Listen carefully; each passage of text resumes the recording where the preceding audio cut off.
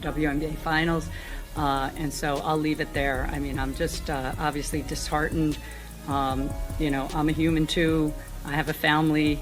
I have 2 kids who are devastated by these comments. And so all I'll say is just, you know, it's obviously been a tough week. Most people assumed she would quietly accept it, flash a polite smile for the cameras, and patiently wait for her moment. Many believed Caitlin Clark should feel lucky simply being present, content with warming the bench and absorbing wisdom from the legends around her. However, signs now suggest the WNBA may have taken things too far with its biggest attraction. What followed feels less like backlash and more like an unstoppable tidal shift. Strong reports claim the golden face of women's basketball has finally drawn a firm boundary, allegedly telling those close to the situation that her journey with Team USA is over. And the most shocking detail is this wasn't pressure coming only from fellow players. What's coming out now suggests even the commissioner, Cathy Engelbert, may have accidentally exposed the unhealthy atmosphere that pushed things to this explosive point.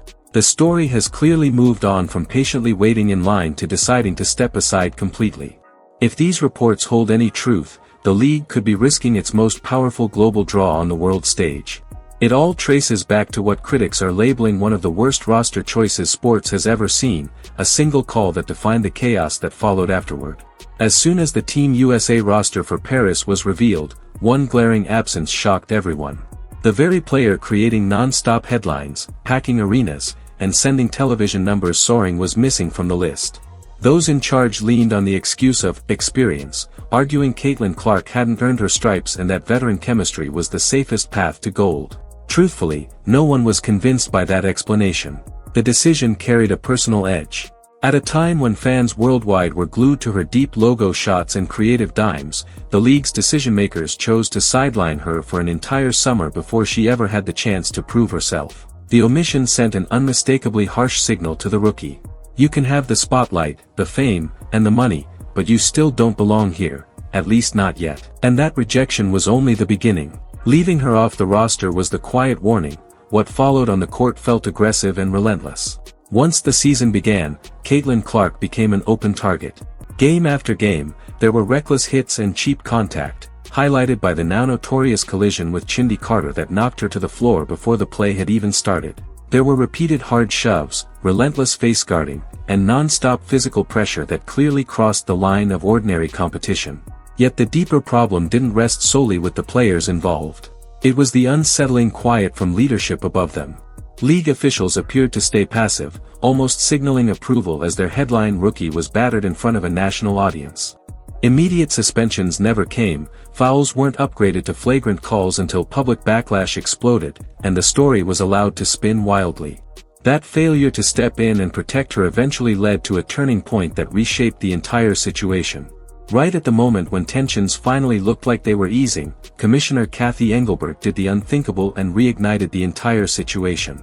During a recent CNBC interview that quickly turned into a full-blown PR disaster, she attempted to minimize the hostility aimed at Clark by casually comparing it to the Magic Johnson-Larry Bird rivalry from the 1980s. Sitting confidently with a smile, she focused on marketing value, revenue growth, and how beneficial this so-called rivalry was for the league's business image. In doing so, she completely sidestepped the serious reality, failing to strongly condemn the troubling presence of racism, personal attacks, and toxic vitriol that had been looming over both fans and players alike. What followed wasn't just a simple mistake, it was a glaring, high-profile misstep with serious consequences. By framing the hate and repeated physical targeting as nothing more than a business opportunity to be monetized, she unintentionally reinforced Clark's growing sense of being alone and unprotected. The message came through loud and clear. The league appeared more invested in controversy, headlines, and revenue streams than in the safety, dignity, and mental well-being of the very player driving that financial success. The response to the commissioner's remarks was swift, intense, and impossible to ignore. Even the WNBA Players Association, a body that typically supports and promotes the league's expansion, felt compelled to release an official statement creating distance between themselves and Engelbert's comments, signaling just how far off the mark those remarks truly were. Veteran stars like Breanna Stewart and Nafisa Collier were forced to speak up and voice what the commissioner refused to acknowledge, that hatred and abuse have absolutely no place in the game. However, for Clark, The harm had likely already taken hold long before those statements were made. Picture being the employee responsible for record-breaking revenue, league-wide charter flights, and blockbuster television deals, only to watch your boss go on national TV and suggest that people attacking you are somehow good for business. That kind of public dismissal feels deeply personal, and it's the sort of betrayal that pushes anyone to question where their loyalty truly lies. And that, clearly, is the real source behind the growing quit rumors. You simply can't discuss this situation honestly without finally confronting the obvious elephant in the room. Lurking beneath the surface is a long-standing bitterness coming from the league's old guard. For years, Team USA has functioned like an exclusive circle, controlled by the same legends and familiar faces who've shared the court and locker room for more than a decade. For months, whispers suggested that certain veteran players made it clear they didn't want the so-called Caitlyn circus shaking up their chemistry in Paris. This decision was never just about on-court fit or rotations, it was about attention, influence, and control of the spotlight. Diana Taurasi's famous warning that reality was coming for Clark now looks incredibly outdated, especially after Clark shattered rookie records and led the league in assists. By keeping her off the Olympic roster, the veterans believed they were safeguarding their legacy and preserving the comfort of their locker room, even if it meant shutting out the future. Rather than celebrating, they may have inadvertently burned the bridge for the next generation entirely. Sure, the gold medal went home with them, but they completely lost the PR battle and pushed away the millions of fresh fans who tuned in just to watch number 22 shine. This moment marks a drastic and lasting shift in the narrative. According to insider whispers and emerging speculation, Clark isn't simply sitting at home disappointed over missing the Paris flight. She's reportedly taking strategic steps to safeguard her own brand. Rumor has it that after being benched by the Olympic Committee, targeted relentlessly by other players, and left unsupported by the commissioner, Clark has chosen to redirect her focus away from the national program. It's a bold statement of influence and power at the highest level. Clark fully understands the influence she holds.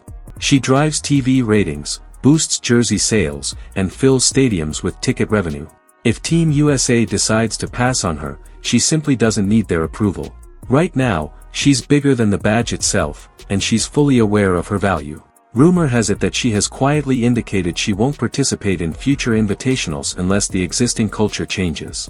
If this rumored walkout actually happens, the impact on the sport could be truly massive. We are facing a scenario where the sport's most iconic player might refuse to represent the nation due to league politics and insufficient backing. This completely flips the script.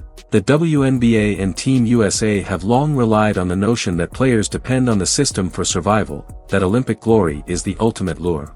Yet Clark has made it clear she embodies the system herself. By reportedly stepping away from the national team, she strips them of their most valuable marketing asset for the next 4 years leading into the Los Angeles Olympics. The potential financial fallout is enormous, leaving the commissioner facing a major crisis alone. Her face was supposed to be front and center on billboards for LA 2028. Without her presence, the league is attempting to sell a product the massive new audience simply isn't responding to. Let's break down the numbers, because they reveal a harsh reality for the WNBA if Clark actually steps away. Before her arrival, the league struggled to make a profit, flying commercial while playing in half-empty arenas. Since she was drafted, attendance has surged by over 40% across the league, TV ratings have tripled, and the league secured a historic media rights deal valued at more than $2 billion. The revenue she generates is what funds higher salaries and improved travel perks that the veterans now enjoy. The irony here is almost unbearable. Those same veterans and the league office continue to treat her like an outsider, yet they are cashing the very checks her fame helped create. If she chooses to dedicate herself only to the Indiana Fever and step back from Team USA's global responsibilities, she is essentially taking her talents and walking away, leaving the national team dependent on the old guard who simply don't move the needle anymore. Breaking down the incident with the commissioner is crucial to understanding why Clark might take such a bold step. When Angelbert was questioned about the dark side of social media, the racism, misogyny, and threats, he deflected with a corporate-style answer about rivalries. He tried to compare it to the heated NBA clashes of the 1980s. But those battles, although intense and physical, never included the extreme toxicity we're witnessing today. By refusing to set a clear boundary, the commissioner effectively made the league appear complicit in the environment. It came across as if she was saying, as long as people are watching, nothing else matters. For a young star like Clark, who has remained silent and professional through everything, that must have felt like a stab right in the back. It seemed to confirm every theory that the league is exploiting her for attention while secretly resenting her rise. And we can't ignore the chemistry excuse that kept her off the Olympic roster. The selection committee claimed they lacked the time to properly integrate her into the system. Many critics argued that her dynamic, fast-moving, high-impact style, along with deep shooting, simply wouldn't fit with the more deliberate, methodical approach of the veteran players. Yet anyone who tuned into the WNBA All-Star game immediately saw how baseless that claim was. During that matchup, Clark teamed up with other top WNBA stars against Team USA and completely dominated the court. She was delivering precision passes, draining shots, and elevating her teammates' performance instantly. This clearly showed that the supposed chemistry problem had nothing to do with basketball skills, it was entirely about inflated egos. While the Team USA squad appeared sluggish and disconnected, Clark's team played with vision and energy, representing the future of the game. That performance turned the "quit" speculation from mere rumor into a serious possibility. Why would she even consider joining a system that fundamentally opposes her natural style of play? Another layer to consider is the Sheryl Swoopes factor. The WNBA icon has repeatedly criticized Clark, constantly shifting the standards for what defines true greatness. From falsely asserting that Clark spent 5 years in college to minimizing her record-breaking achievements, Swoopes has become the mouthpiece of the old guard's resentment. Despite this, the league continues to hire her for commentary and analysis. For Clark, watching the league compensate someone who openly undermines her accomplishments is just another glaring sign of disrespect. The environment is undeniably toxic. In any other profession, if a senior consultant publicly spread falsehoods to tarnish a top performer's reputation, HR would intervene immediately. But in the WNBA, it's simply treated as content. A big part of why Clark seems eager to step away from the league's inner workings stems from the relentless attacks on her credibility. The quiet from her camp says more than words ever could. Normally, when rumors spiral like this, an agent or PR representative would rush in to control the narrative. They might issue a statement along the lines of, "Caitlin is honored to represent her country and looks forward to future opportunities," yet in this case, nothing has been said. That silence speaks volumes. It indicates that serious discussions are likely happening behind closed doors and that she is carefully weighing her options, fully aware that she currently holds all the leverage. Clark doesn't rely on the Olympics to grow her brand, she is already recognized worldwide as a star. On the other hand, the Olympic Games desperately need her to maintain interest from casual fans. Consider the extreme physical demands she faced this season, relentless double teams, non-stop full-court pressure, and countless hits that went uncalled. She logged the most minutes, endured the toughest contact, and still carried her team into the playoffs. Yet, instead of receiving support from the league, she faced a commissioner who failed to defend her against widespread criticism. This is a textbook example of an organization letting its star talent down. Similar situations have occurred in the NBA, where top players demand trades or sit out when disrespected. Clark's choice is essentially a form of load management. On a global stage, she's protecting her body and mental well-being rather than chasing a gold medal in a system that never truly wanted her in the first place. Fan reactions to this saga have essentially split the WNBA audience in two. On one side are longtime, loyal fans who believe Clark is overhyped and feel the league was perfectly fine before her arrival. On the other side are millions of newer fans who see her as being unfairly treated and bullied. This kind of division is damaging for the league's business. The commissioner's role should be to close that gap and unite all fans, but her recent comments only made the rift wider. By openly admitting she views the controversy as a marketing strategy, she ended up alienating the newer audience who strongly support Clark. If Clark decides to leave Team USA, it's likely that those fans will follow her, refusing to watch a team that dismissed their favorite player. Olympic ratings were strong this year, yet the 2028 Games in Los Angeles could face major trouble if Clark isn't on the roster, especially competing on home soil. Another major factor is the Angel Reese storyline. The intense rivalry between Clark and Reese has become one of the most talked about stories in sports, starting in the college championships and continuing into the professional ranks. Unfortunately, the league has struggled to control the situation, allowing it to escalate with fans crossing boundaries and players fueling the drama. When Reese celebrated her teammate in certain moments, the narrative quickly spiraled online, driven by clicks and sensationalism. Still, there's a clear line between tough, competitive basketball and outright targeting, which many have crossed. Throughout all the chaos, Clark has consistently taken the high road, avoiding trash talk and refusing to cast herself as a victim. Yet even the most composed athlete has limits. Stepping away from Team USA could be her quiet, professional way of signaling, "I'm done with all the drama." The stakes for the 2028 Olympics are enormous. Los Angeles is expected to be the ultimate showcase for women's sports in the United States, a moment where the WNBA could dominate global attention. But that vision can't happen without the world's most famous female basketball player. If Clark holds firm and chooses not to play, the US team will still be strong thanks to incredible depth, but they won't become cultural icons. Instead, they'll simply remain another basketball team. Clark adds the star power that transcends basketball, attracting fans who might not even follow the sport. Without her, the excitement around the event diminishes significantly. The commissioner is fully aware of this, which is why concern is beginning to mount. Now, consider the financial stakes. WNBA players are opting out of their current collective bargaining agreement, demanding higher pay, improved benefits, and a larger share of the league's profits. Their strategy relies heavily on the revenue surge Clark has generated. But if she remains at odds with the league and the national team program, that growth is far from guaranteed. Should she choose to take a break or stop supporting league initiatives, the league's leverage and momentum could vanish almost instantly. Other athletes need to understand that challenging the system that supports them can be a risky move. They wanted the private jets and the multi-million-dollar contracts, but many weren't willing to embrace the superstar who made it all possible.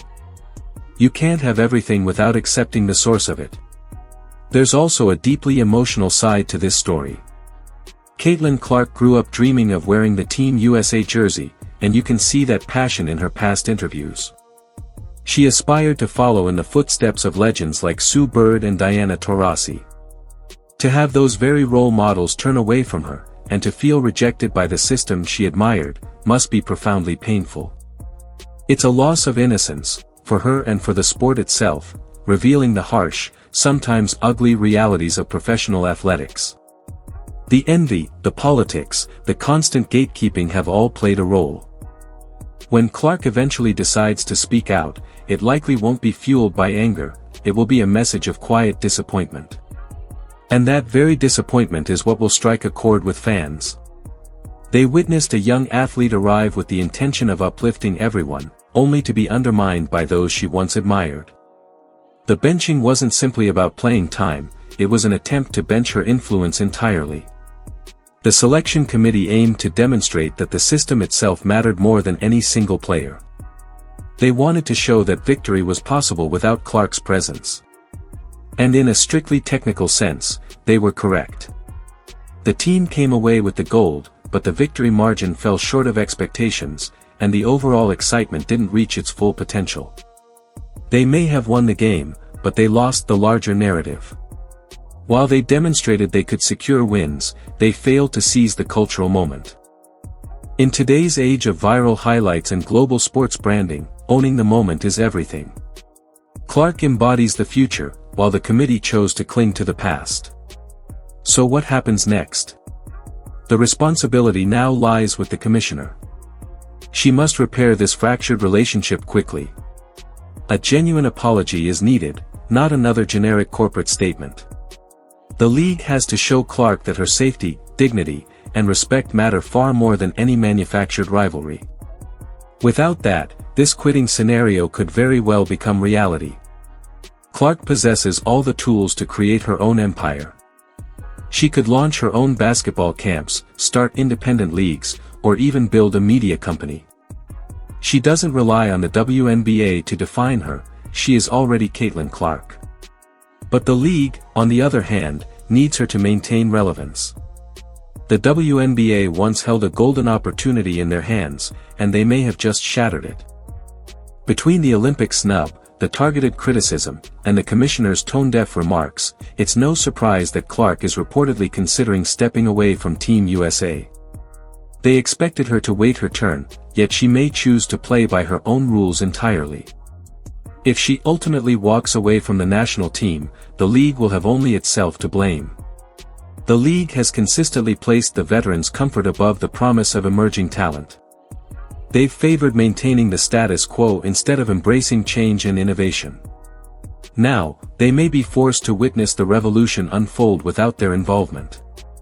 The next few months will be pivotal. Will we see efforts toward reconciliation? Will the veterans step forward with an olive branch, or will the divide continue to widen even further? One thing is undeniable: Caitlin Clark is no longer just a rookie thrilled to be on the team. She has become a business, a brand, and an unstoppable force of nature. She understands her value and refuses to tolerate disrespect any longer. The commissioner's admission that the league treats her struggles as marketing material was the breaking point.